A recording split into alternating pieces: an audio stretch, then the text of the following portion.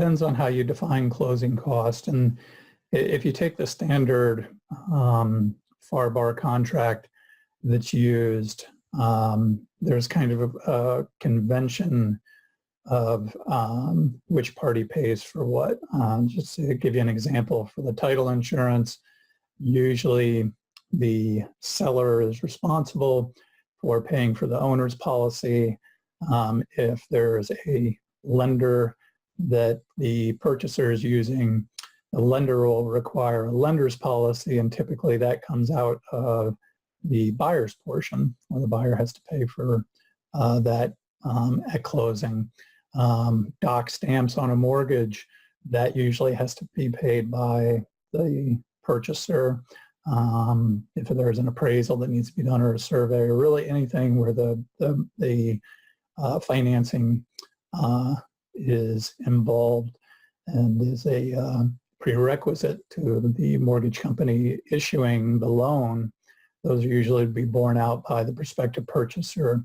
Another expense that would be paid by the seller would be if there are any assessments that are owed to a condo or an HOA assessment.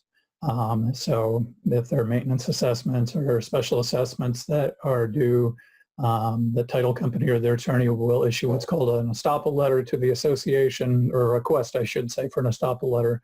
And then the association is under an obligation to issue an estoppel letter saying this is what's owed, and typically the seller is responsible for paying.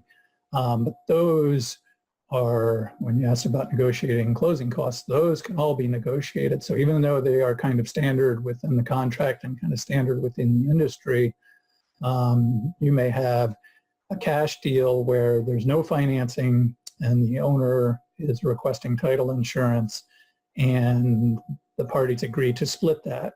Or the seller, who's usually responsible, is saying, I'm giving you such a good deal, I'm not paying for the title insurance. If you want it, that's your burden, you pay for it.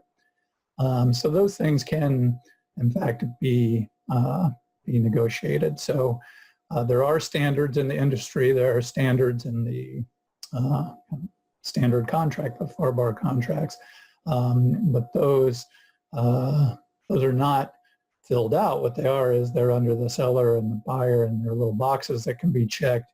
And then there are certainly spaces for addendum saying that, you know, that the standards are not going to be in place. So in other words, the purchaser would pay for the owner's title policy, or the purchaser would pay for the delinquent assessments that are due as opposed to the seller.